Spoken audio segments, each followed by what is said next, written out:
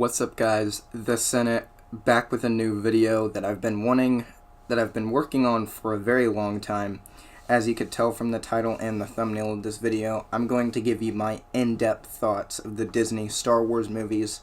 For those of you who are confused or may have heard something else, these are the movies that I'm talking about are Force Awakens, Last Jedi, Rise of Skywalker, Solo, and Rogue One. As many of you know, recently I've said plenty of times that I just finished watching the Disney Star Wars trilogy after putting them off for a very long time. Before, around 2 to 3 weeks ago, I had only seen Force Awakens, Rogue One, and Solo one time when they had come out several years ago. I just thought it wasn't fair to call myself a Star Wars fan and not even give The Last Jedi and Rise of Skywalker a chance. Overall, I could say I enjoyed myself while watching these movies, even though sometimes I was a little disappointed, but I still had fun watching them, and that's really all that matters. In this video, I'm going to be using the same format that I did my prequel video with. I'm going to first talk about the stuff that I liked, and then talk about the stuff that I disliked, and list everything and all that nice stuff. Enough talking about that, we got to start somewhere, so let's start with The Force Awakens. The Force Awakens, Star Wars, is the 7th installment in the Skywalker saga. This is generally the one that most fans consider to be the best Disney one, and while I disagree, I consider where they are coming from. Don't get me wrong when I say I disagree, I think this is a phenomenal movie. It's just not the best one. I enjoy it probably the most, but I feel like there's another movie that just does stuff a little bit better, and while I may not enjoy watching that one the most, I just really like some of the things in that movie a lot. It also probably has the least problems. Force Awakens probably has only one major problem, and the rest are just nitpicks. But let's just start off with the cool stuff that I really like. I really enjoy Rey's character. I think Rey is the best part of the whole sequel trilogy besides another character. And she's such a compelling character and really just down to earth. She's just so pure of heart. She just simply wants to be a good person. And that was something that I really liked seeing. She was just a pure light beacon of hope and positivity and all that good stuff. She's played brilliantly by Daisy Ridley, who is an amazing actress, and she knocked it out of the park as Rey. I only have a few problems with her character, and that comes in the later movies, so it's really not a problem with this movie specifically. I just like how she just kicks ass and she's very feisty, but she's so compassionate and she's a bitch when she needs to be. This isn't a knock towards her character, though. It's just, I like it's her little quirk. She also has a pretty decent arc in this movie. She goes from not really being that strong and kind of weak and wimpy, but then she ends up becoming powerful and beating Kylo Ren and wanting to help the Resistance fight the First Order. Overall, I like her character, and I wish she stayed this good, but sadly, she doesn't get the best treatment in the later ones. Second thing I like is Finn. Finn is such a cool fucking character. I simply like the idea of having a stormtrooper who rebels and becomes an ex-stormtrooper. I like his arc in this movie as well. I just think he's overall just brilliant. At first, he simply just wants to get away from the First Order and the whole war in general. He helps out Poe and just becomes a deserter. Then later, once he sees Rey get taken by Kylo Ren, he realizes that he needs to help the Resistance to fight the First Order so he can save Rey, and he just feels like it's the right thing to do. I love his character in this movie, and I like how he stands up to Kylo Ren after Rey is knocked out. It's such a shame that the other movies also ruin his character completely, and he's never as good as he is in this one, so enjoy him in this movie while he's good. Third thing I like is obviously Kylo fucking Ren. While I won't go in depth because pretty much everything that is said about this character is true and has already been said, he's a complete badass. Even people who don't like these movies consider Kylo Ren as one of the best parts. Not only that, but he's a character that takes inspiration from Vader, which is like one of the best villains in movie history. Sure, he takes inspiration from Vader, but he's not a Vader clone or a Vader wannabe, and that's the best part. They could have easily made Kylo Ren exactly like Vader and it would have been completely dumb. He looks cool, he does cool stuff, he has a nice lightsaber and a cool voice. What's not to love? A fourth thing I like about Force Awakens is the other returning cast and the overall feel of the film. It's not a big surprise on Solo, Leia, and Luke are all three in this movie. Han has the most screen time in this movie out of the three original characters. And while Han is still Han and isn't really any different from the original trilogy, he's still really fucking funny. And he actually is legitimately one of the best parts of the whole trilogy. Him and Chewie together get some pretty funny lines, and Han's death is probably the second most moving and sad out of the original characters. Maybe the first one? I'm kind of undecided on that. A fifth thing I like is how simple the plot is. It's a simple band of rebellion, or in this case the resistance, is fighting the First Order and simply want to stop them from killing people. While later movies have a more complex plot, this is simple and easy to understand so kids and new fans of the series can get into it. Because if you don't want to start at A New Hope, you can always start at Force Awakens. It's pretty easy to get into. And it's not completely like A New Hope. There's a few twists and turns, so it's less predictable. And overall, it just makes the movie more enjoyable. That's most of what I loved about The Force Awakens. Maybe a few smaller things here and there that I liked. But now for the stuff that I really didn't like. Probably the most known and criticized thing is it's very similar to A New Hope's plot. They play this movie way too safe. It's essentially A New Hope with new characters, sort of the same plot with some twists and turns. While this doesn't hurt the film, as A New Hope's plot is very good, it just plays it a little too safe, and I think fans and I would have liked something a little different. Which we got that in Last Jedi, and then people complained it was too different, so we went to Rise of Skywalker, which is really similar to other movies. I just would have liked if, honestly, Force Awakens just tried a little bit different. Maybe didn't have Rey be a scavenger on a desert planet, because she's essentially Luke if she lives on a desert planet. But it's not the hugest deal. I just think that the movie was just a little too safe. This is just 1 point off of my final rating for this film, as it's the biggest criticism. But it's all I really have problems with The Force Awakens. I find it to be the most safest and most enjoyable Disney movie. It doesn't do anything too risky, but it's very fun to watch, and that is the most simple way you can put the movie. I'm going to refrain from ranking these movies till I make a ranking video, so look forward to that if you want to hear my brief thoughts on why I think this movie is really decent. This is where technically I would talk about The Last Jedi, but Rogue One came out first. Rogue One is really fucking good, too. Without saying too much, I consider it a pretty middle ground Star Wars movie. I find it pretty average in my ranking, along with Solo. While I enjoyed this movie, I think it's held back by a few things that are just a little too big for me to fully like it. But let's start off positive and talk what I think it did right.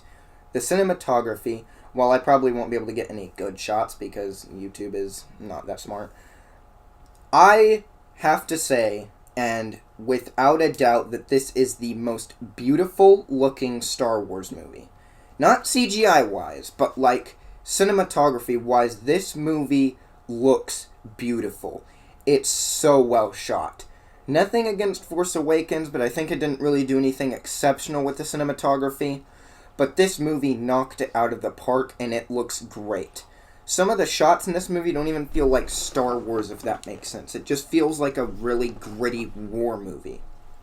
The second thing that I enjoy is the characters for most of the part. I think that some of the characters are a little too underdeveloped, namely Chirrut. I have nothing but questions about him. And I think this is where the movie should have either focused on more of the characters, made less characters, but focused on the less characters more, so we got to know what they did, or simply just have a TV show or prequel movie talking about a few of the characters that are a little less developed than, like, Jyn Erso or Cassian Andor. Most of the characters are interesting, though. They just aren't very fleshed out. Chirrut, again, is just so mysterious, and I think that's part of why everybody likes him, is that he's just... there's nothing to explain about him. He's just mysterious. And I never got why people forgot characters' names. Maybe I'm good at remembering names and everybody else isn't, but I can probably remember about 80 to 90% of the cast in this movie. A third thing I like is the action and humor. The action is amazing. It's very reminiscent of a more war movie, like Saving Private Ryan, Full Metal Jacket. The action is always in camera, and the hits always have a good punch to them. It's very similar to the DC movies. The DC movies have amazing action. I can feel the impact on those fight scenes. The ending scene with Darth Vader. Darth Vader goes full psycho on a bunch of rebels and wrecks all of them to get the stolen Death Star plans. It's one of the most remembered scenes in the movie, and probably going to be one of the most remembered scenes in the whole series. And it's just a really good ending. It also is shot very well, just like the rest of the movie. Sadly, nothing is flawless, and there's some problems with Rogue One that I do have that keep me from considering it to be amazing. Like I said, the characters are a little undeveloped at times. Mostly Chirrut, as I've said. And he just, when he's on screen, I always just ask myself questions about him that I'm thinking about. Cassian just seems like a dick for no reason, but he just suddenly becomes a good guy. Jyn Erso's arc makes no sense. She hates the Empire because they killed their father, even though it was the rebels that blew him up with the X-Wing bombers, which realistically would make her not want to fight for the cause at all and just make her want to be neutral in the war. The pacing of the movie drags in some places and makes it kind of boring for a few minutes at some points. I can't really name any times at the top of my head, but there are times where the movie drags a little. Only a few things I didn't really like. Overall, the movie is fun to watch. It's the best looking Star Wars movie, and the war element to it is amazing. Amazing ideas, great looking, fun to watch. Best way to describe this movie. Overall, pretty damn good. Now we're on to the most divided film. You either love it or you hate it. There's no really middle ground with this one. The Last Jedi. Now, if you've tuned into my live streams or maybe other videos, I briefly mentioned that I really love The Last Jedi. I consider it not only to be the best Disney Star Wars movie, but the second best one besides the OT. I'm saving it for my ranking video, but I'll talk more in depth in that video. But just know that this is one of my favorite Star Wars films, and I really like it a lot. So let's start talking about the positives of this film. I really love Kylo Ren in this movie. They further him from The Force Awakens. This movie shows that you can have a villain doing a good deed and maybe helping out the hero in some way without it seeming cliche and forced. And it's also just built up naturally. He already shows somewhat of an affinity for Rey, and shows that he actually may consider caring about her and becoming her friend or master or something like that. And in this movie, he just resists doing a lot of bad things. He really only does bad things to Luke and the Resistance itself, but not really Rey or really any other characters. He resists blowing up the ship that Leia is on, and he only has hatred for Luke. Speaking of Luke, let's talk about him. Luke in this movie is fucking badass as shit. He's badass in his own way. He's not the same as he was in Return of the Jedi. He's more wise, funny, and actually believes that the Force should just be its own thing and not be meddled with. He lives in exile because he fears what he did will come back to haunt him and bite him. It wouldn't make sense for Luke to be the same in this movie as he is in Return of the Jedi and the other movies. Luke's character arc in this movie is genius, and having him die at the Twin Suns is probably one of the most sad and moving death scenes in a movie I've seen. While it didn't make me cry, it did make me happy sad. It made me happy because he went out exactly how he wanted, and it makes me sad because Mark Hamill just wouldn't be in much after that. And I really, really like Mark Hamill. I think he's one of the best actors in Star Wars in general. A third thing I like is I simply like how Rey is just a simple nobody in this film. We will go more in depth when I talk about the last film, but her being a nobody makes her a better character. She's not connected to any big Star Wars name, which makes her more relatable and makes the Force really mystical and powerful again. It's not microorganisms in your blood. It's a mystical force that surrounds you. It's in every living thing. I just like the idea of the Force being simply strong in anyone. It's not choosing who to be strong in. It can just be strong in anybody. I could be strong in the Force, and I have no ties to the Skywalker or Kenobi or any bloodline. I also love the themes in the movie a shit ton. To not let your past define you, failure is the greatest teacher, and that you can really do anything you put your mind to. To the failure one, this movie shows that perfectly with Luke. He learns from his mistakes and betters himself. While Poe doesn't learn his lesson, it's still relevant to the story. Yoda literally shows up to tell Luke that while yes he failed, only he can make things right again. That gives Luke the push he needs to do the right thing simply, and to make an attempt to make amends with Ben Solo. The last act in the fight scene with Snoke's guards. I will go on record stating that the last act to The Last Jedi is my second favorite last act in any Star Wars movie. The last act in this movie is perfectly genius. A lot of people talk about how Luke dies like a little bitch, but honestly, he died no different than Obi-Wan. If you like how Obi-Wan died in A New Hope, but hate how Luke dies in The Last Jedi, you're an idiot. It's for the same reason. To buy people time to escape, not to actually necessarily kill their opponent. If you wanted to see Luke do Jedi flips and take out AT-ATs and just wreck Kylo Ren, I don't know what you expected. In this movie, Luke is like 70. He wouldn't necessarily have the strength to do that. Granted, Yoda's 900 and can do all that, but his species is way different from a human's. Way different. So if you really expected Luke to do Jedi flips and everything, you really just came to see the wrong movie. You should read some of the comics where Luke is just insanely powerful in those. And I like how down-to-earth and not very powerful he is in this movie. Like, sure, he's strong in the Force and he creates a whole Force projection for a long time, but I mean, that takes everything out of him. He dies shortly after that. So he used literally all his Force essence in life to just buy people time, and I think that is what a Jedi should do. I think a Jedi should be selfless and protect everyone and not resort to death and violence. The fact that nobody dies after Luke does is the whole reason, and the whole reason why a Jedi should be a Jedi is to protect the ones that they care about and keep them alive while just maintaining selfless goals.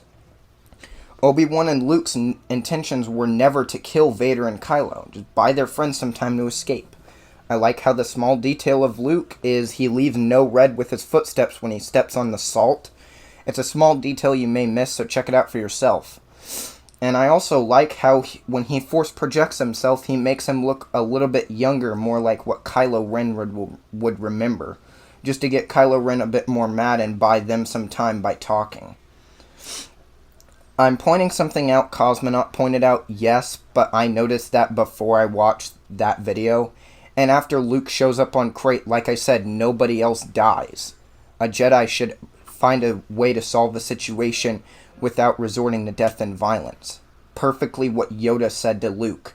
A Jedi uses the Force for knowledge and defense, never for attack.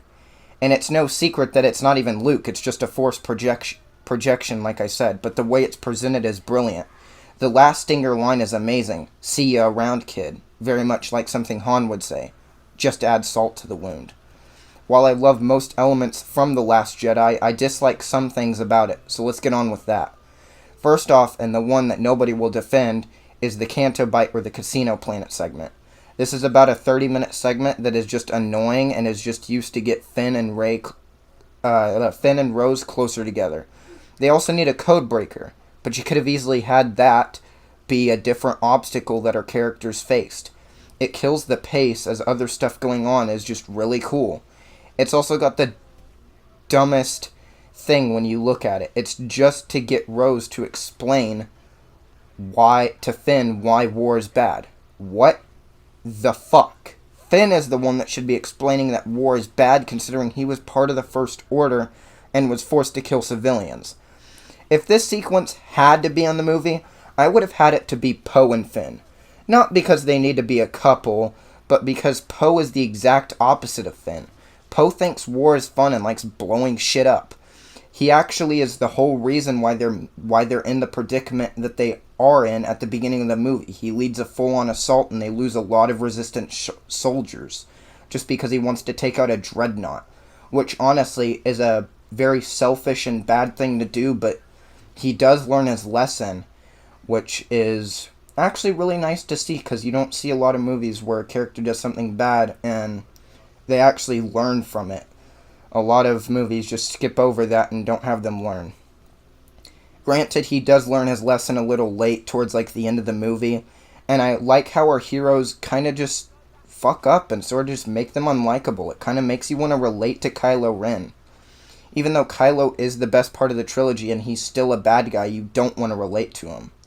The second thing I don't like is the whole thing of Laura Dern's character. I think her name is Holdo.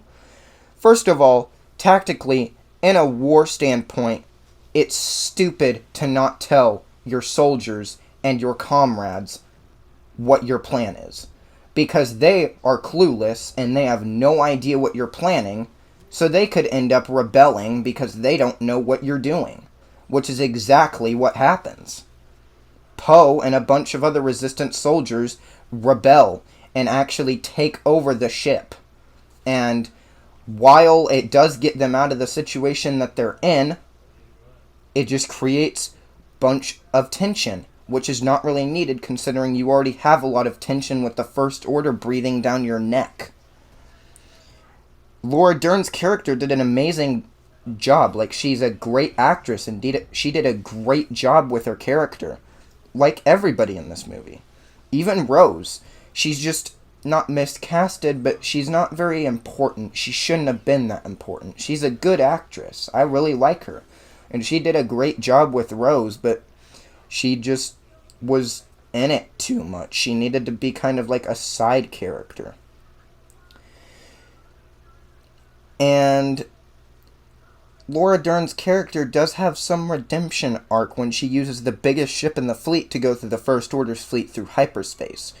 My only problem is they kind of play her off as a second villain of sorts, when realistically it should be more focused on Kylo and Snoke being the ones giving them the actual conflict that they're in.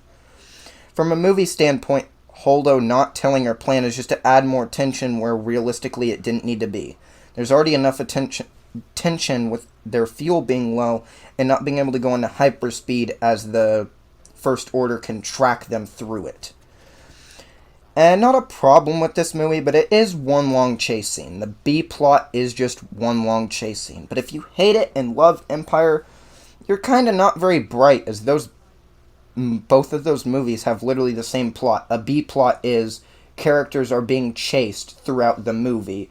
They find somewhere to settle, and then they escape from either the Empire or First Order, depending on which one you're watching.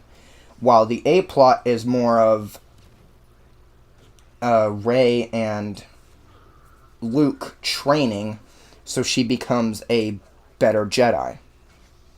The third thing I don't like about this movie is how Snoke isn't used a little more. The main focus needed to be Kylo, yeah, but like Snoke really isn't shown as that powerful. I think the actor did a good job. He had a very satisfying death, but I wish he was used just a little bit more. He was pretty intimidating in Force Awakens, but in this one he's kind of just dumb. He just kind of thinks that Kylo will defeat Rey, even though he should be able to sense what Ren is up to with killing Snoke. But you could argue he was distracted by Rey, but I don't know. I didn't like his character personally, and it's not a huge deal, but I just wish they used him a little bit more. The last thing I didn't like is a two-parter. The humor that falls completely flat in the very, very ending. While I think the last act is the best, one of the best, the ending honestly feels like it could be the ending to the whole trilogy, which is something I'll get into when I talk about The Rise of Skywalker, so just bear with me for that. But let's talk about the humor in the film. The humor is really fucking flat, and it's not very funny. The movie literally opens up with a Yo Mama joke, so that's already a bad sign. The humor in this movie just didn't need to happen. It was fine in The Force Awakens. I think Chewie and Han were a great duo, and definitely had some funny lines in that movie. But in The Last Jedi, they just tried to make it like an MCU movie, and while the MCU dialogue is funny, it just doesn't kind of fit in the Star Wars universe. I just wish they could transfer the essence of the humor from The Force Awakens to The Last Jedi. There's only a few lines that I think are funny in The Last Jedi. One that comes to mind is, "And what, face the First Order with my laser sword?" While this is more sarcastic than comedic, I did crack a smile when he said it. Compare this to the humor in The Force Awakens. When Han shoots a stormtrooper with Chewie's crossbow, he says, "I kinda like this thing," and looks at the crossbow and Chewie. It's way more comedic, possibly because I find Harrison Ford a little bit more funny than Mark Hamill, but those guys are pals. A simple line in Return of the Jedi shows these guys are really good, have good chemistry together. Luke, "I used to live here, you know." Han, "You know you're gonna die here, you know." Convenient. But back to The Last Jedi. I think this is my favorite out of the sequels. While it's not the most entertaining, that goes to Force Awakens, it's got a lot of amazing things in it. I can't stress how much I love the last act. I would honestly put it above Return of the Jedi. If had The Last Jedi been the last movie, I think the ending would have been perfect, but it just doesn't fit because I knew there was going to be another movie.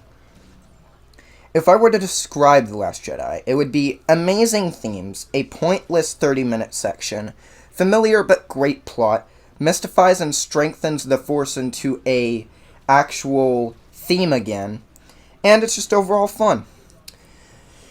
That was a lot to talk over, and we still got 2 more movies to talk about. Solo. Now, I'm going to be honest, this section of me talking about Solo is probably going to be the shortest one in this video, as there's not a much to say about it, and I've already talked about it in stream. And while I don't particularly like going over the same things, I will try and go somewhat in depth with Solo. But it's not really a movie you can talk about a lot. It's very simple and just a fuck ton of fun.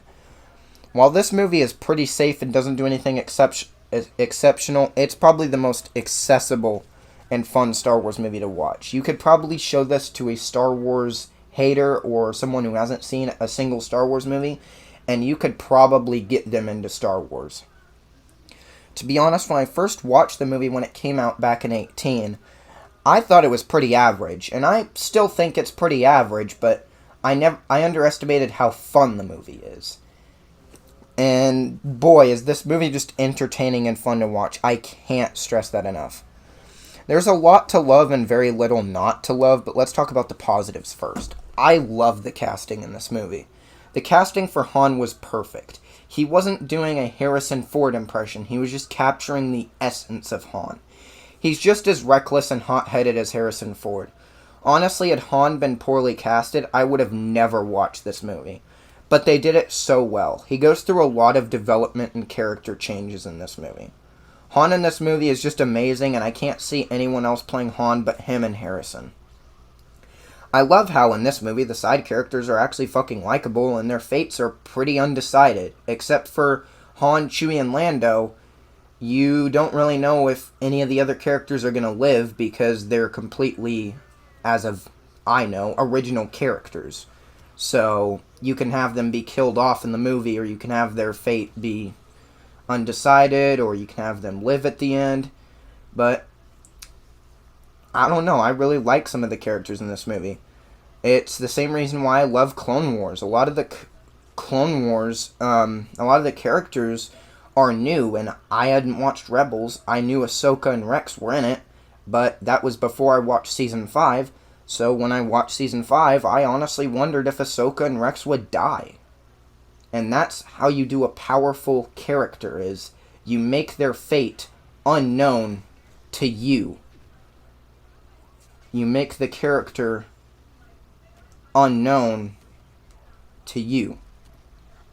You simply just make it unknown. If they die, they die. That sucks. If they live, that's awesome. But that's what I love about characters that are original, is you don't know if they're going to die or not. So you have tension. A lot of movies fail at this because you'll have characters that are side characters, but you can obviously tell if they're going to die or not. And I think that's something that, honestly, I think Solo, Clone Wars, and Mandalorian do very, very well. Not to get off topic, but I think Mandalorian has some really great side characters, and I honestly didn't even know if Mando was going to live. Until they had confirmed to Season 2, I thought he was honestly going to die at the end. Which would have been perfect. If he had died for Baby Yoda, that would have been a perfect ending. But Season 2 came out, got confirmed, and, I'm not complaining. I liked the first season. I want more. But let's go back to Solo. I like how simple the plot is. If you notice, every Star Wars movie has two plots or storylines going on at the same time. But besides this one, everything that happens in this movie is at full focus. There is nothing that happens that's considered a side plot. What does this mean exactly? It means all the characters are all focused on, and we follow them throughout the whole story. This makes the ending and last act not feel so bloated and too much is happening at once. It feels grounded, realistic, and simple. That's a good way to put the movie. Other small stuff I like is how Chewie has full conversations with other characters. And Lando is in the movie, and while he's not a big part, he's still in the movie, and he still captures the essence of Lando. Obviously, Donald Glover is no Billy D. Williams, as the guy has a really high-pitched voice, so he talks in a very low voice to hide that, and I don't think it fits Billy D's sort of very confident and upbeat kind of personality that Billy D pulled off. Now for the stuff I didn't like. I completely hate how the movie is kind of dark and boringly shot. And I'm not talking about thematically dark, I'm talking visually dark. The brightness needed to be upped in this movie, considering there's so many great practical effects that you honestly can't see because the movie's so dark. Keep in mind, this is not like Aliens vs. Predator Requiem dark. But they just needed to up the brightness by at least like 20%. And you would maybe be able to see a lot of the really amazing practical effects that they used in this movie. Honestly, this movie is really good looking practically. It's shot dark. It needed to be brighter. And while this is just an annoying nitpick to some, to me this honestly hurts the movie a little bit more than some would think. Because, if you can't see the amazing practical work and some of the amazing action scenes, then it hurts the film because you can't see those scenes. So this is easily a point off of my final score, which I will, again, tell you guys in the ranking video. Overall, I think Solo is just amazing. It's definitely better on my second viewing than it was on my first, and I saw my first in the theaters with my aunt and granny. So I had a fun time watching it in theaters, but it had been a few years, and I needed to refresh my mind on it. So Solo overall is just really fun to watch, and you could show this movie to anybody and they may turn into a Star Wars fan. Who knows? Alrighty, we're at the end, and boy do I have a lot to say about this last film. The Rise of Skywalker is very fucking disappointing. At best, I enjoy it. At its worst, I'd rather watch The Phantom Menace, to be honest. The Rise of Skywalker is a great example of an amazingly well-made movie, but an okay to decent Star Wars movie. I will not talk about positives first, as I don't want to end on a bunch of fucking negatives, so let's start with the negatives and end with the positives, so it seems like I actually kind of like this movie. What I hate most about this movie is it takes everything from The Last Jedi and ruins it. It completely makes The Last Jedi skippable, which honestly is annoying. It's as if Return of the Jedi made Luke not Vader's father, which essentially makes The Empire Strikes Back completely useless. That's basically how I see it, as if the Return of the Jedi just completely ruined Empire and made it skippable. Just think of it like that. Something I actually do like, though, is that The Last Jedi, like I said, the humor's bad, but in this one, the humor's actually decent. It's not cringy, but it's still not very funny. And if I'm being deadass and honest, when I rewatch the series, I may honestly just not watch this movie. Because I seriously think The Last Jedi has a more fitting end for the whole saga. While Rey's character does go through her arc does finish in this movie, so you could say that her arc is the reason to watch this movie. Overall, the whole saga just kind of ends badly. Palpatine dies, so does Ben, like the best character, and she says she's a Skywalker, which I honestly don't hate that line, but I don't love it. I just see it as her wanting to honor the Skywalker name and keep the legacy going. But she could have just honestly said Rey. She could have just said just Rey. But if she had to have picked a name, I would have much rather her pick Skywalker than anything else. I also just hate the fact that she is related to a Palpatine. I just miss that the Force can just be related to somebody, and you don't have to have, like, a name. You don't have to have a big name. You don't have to be a Skywalker or a Palpatine to be strong in the Force. You can simply be somebody. If that logic was applied to that, Han Solo could be strong in the Force, and he's related to no one. We don't know what his parents were like. We don't know if they were strong in the Force, if they knew what the Force was at all. That's why I think Rey is a really compelling character, is because she's just powerful because the Force chose her, not because she's related to anybody who's powerful. While Rose's character wasn't the best in The Last Jedi, writing her out of the movie was probably the dumbest decision ever you could do with her. Because writing her out doesn't change her character at all. It still makes her somewhat okay in The Last Jedi. You could have honestly redeemed her character in The Rise of Skywalker, and I feel so bad for the actress that she got written out of the movie because fans completely obliterated her character when the movie had come out. And I think this is the reason why Star Wars fans are the worst fandom ever. And while I won't go in depth into this because I already did in my Rey video, I'm not going to talk about it because I don't want to waste your guys' time. Something else I don't like is how cliche the ending battle is. You know the writers just took it from Endgame. And while I don't think Endgame's finale was super special, I will admit it was very cool to see all the heroes come back. That's exactly what I feel about the ending to The Rise of Skywalker. It's not super special, but I enjoyed seeing it. I enjoyed seeing all the ships fly and Lando and Chewie flying the Millennium Falcon. I thought that was really cool. I thought Lando coming back, even though he's barely in the movie, was amazing because he's played by Billy D. Williams. He's not played by a stand-in actor like they did with Rogue One's characters. And while the final act isn't bad, it's just I've seen it before, so it was less surprising. Don't get me wrong, it was nice to see, just a little too familiar. I dislike the choice to have Palps in this movie. Coming from me, that's big. My whole channel is based on this man, and I don't really like him in this movie.